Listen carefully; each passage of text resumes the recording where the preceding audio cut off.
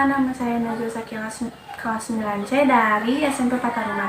Di sini saya akan mereview buku yang berjudul Step by Step Menganalisis Karakter dan Potensi Melalui Tulisan Tangan, karya Mitra Raseta Taufik, diterbitkan oleh PT Tangga Pustaka, yang berjumlah 112 halaman. Alasan saya memilih buku ini karena judulnya memotivasi serta covernya menarik. Isi dari buku ini pentingnya mengenal potensi dan karakter diri agar berkembang dan meraih prestasi. Setelah saya membaca buku ini, hikmah yang dapat diambil adalah jangan takut menjadi diri sendiri untuk bisa berkembang dan menjadi lebih baik. Sekian dari saya, salam literasi. Assalamualaikum warahmatullahi wabarakatuh. Perkenalkan, nama saya Intan Fitri Rahayu, kelas 8B dari SMP Pataruman. Saya akan mereview buku berjudul Summer yang ditulis oleh Audi Juka, diterbitkan oleh Puspa Suara, berjumlah 206 halaman. Saya mereview dengan teknik AI. Alasan saya memilih buku ini, ceritanya sangat menarik. Buku ini menceritakan dua anak kembar yang bernama Orion yang memiliki sifat berbeda.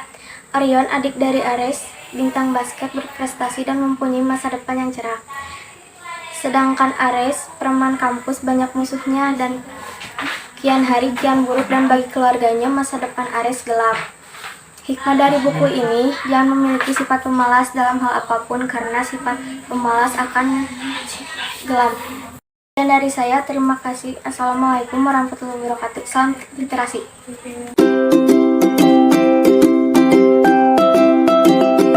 Assalamualaikum warahmatullahi wabarakatuh. Perkenalkan, nama saya Karisa Fania Jailani, kelas 9D dari SMP Pataruman. Saya akan mereview buku yang berjudul Dikta dan Hukum, karya Dian Farah, diterbitkan oleh Asoka Aksara, berjumlah 385 halaman. Saya menggunakan teknik AI untuk mereview. Dan saya memilih buku ini karena banyak orang membicarakan buku ini sehingga membuat saya penasaran. Isi buku ini menceritakan seorang gadis SMA dan seorang mahasiswa yang berfakultas hukum yang dijodohkan oleh kedua orang tuanya.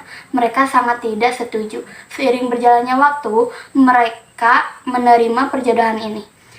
Hikmah yang bisa diambil bahwa kita semua pintar tetapi terhalang dengan kemalasan besar. Bahwa ada orang yang akan menerima kekurangan kita dengan tulus. Sekian dari saya. Assalamualaikum warahmatullahi wabarakatuh. Salam literasi.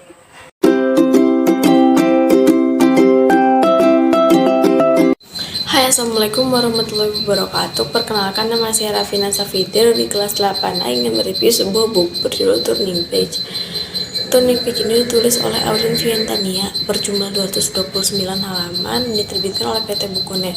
Alasan saya memilih buku ini karena buku ini pernah saya baca di cerita sebelumnya. Berawal dari Alia akhirnya tidak sengaja meninggalkan bukunya di perpustakaan umum dan ditemukan oleh Dean Bojor, seorang penulis aslinya. Hingga ternyata di dalam buku tersebut terdapat nomor Alea di sana. Dean pun menghubungi nomor itu untuk memberitahu bahwa buku tersebut berada di perpustakaan itu dan hendak bersamanya. Alea pun bergegas kembali ke tempat tersebut untuk mengambil bukunya karena itu adalah buku kesukaannya. Setelah itu, mereka pun ternyata menjadi dekat, saling bertukar kabar dan melakukan hal-hal lainnya. Mereka pun bertemu, bermain bersama, hingga pernah ke Jerman bersama. Mereka akhirnya berpacaran.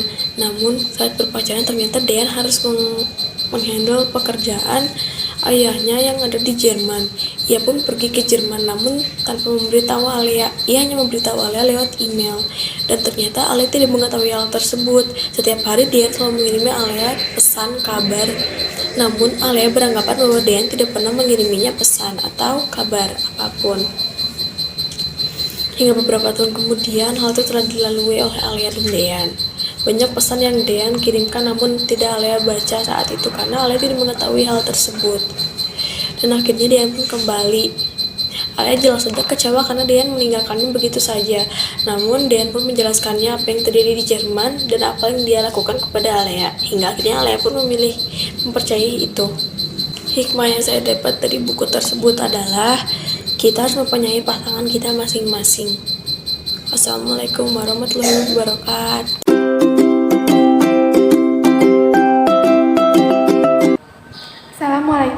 warahmatullahi wabarakatuh.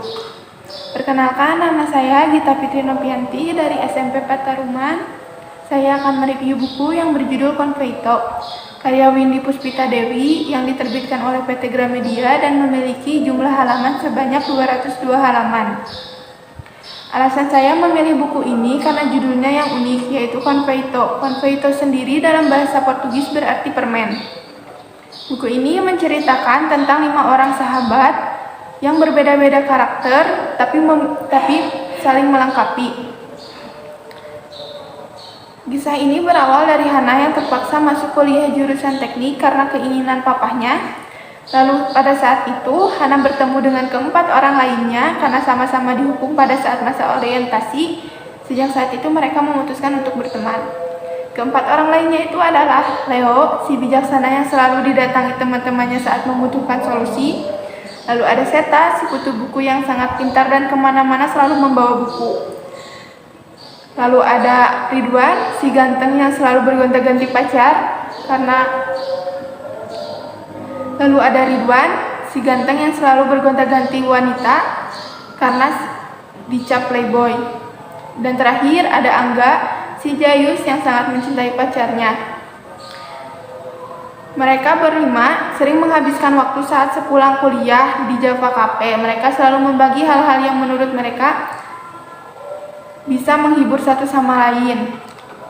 Lama-kelamaan, masalah satu persatu menghampiri mereka. Dari Hana yang ingin menjadi penulis tapi tidak disetujui oleh papanya. Lalu ada Ridwan yang selalu merasa tidak cocok dengan perempuan-perempuan yang berjalan bersamanya. Disusul dengan Seta yang mendapatkan nilai kecil dan menganggap itu adalah akhir dari segala-galanya. Dan terakhir ada Angga yang dibohongi oleh pacarnya yang paling ia cintai. Mereka saling merangkul, membantu untuk bangkit dan tidak berlarut-larut dalam kesedihan. Hikmah yang bisa diambil dari cerita ini adalah persahabatan tidak selamanya mulus. Hikmah yang diambil dari Hikmah yang dapat diambil dari buku ini adalah persahabatan tidak selamanya mulus. Pasti akan ada kerikil-kerikil kecil yang berdatangan, tapi kita tidak boleh meninggalkan sahabat kita saat keadaan sulit, saat dia melakukan kesalahan. Kita harus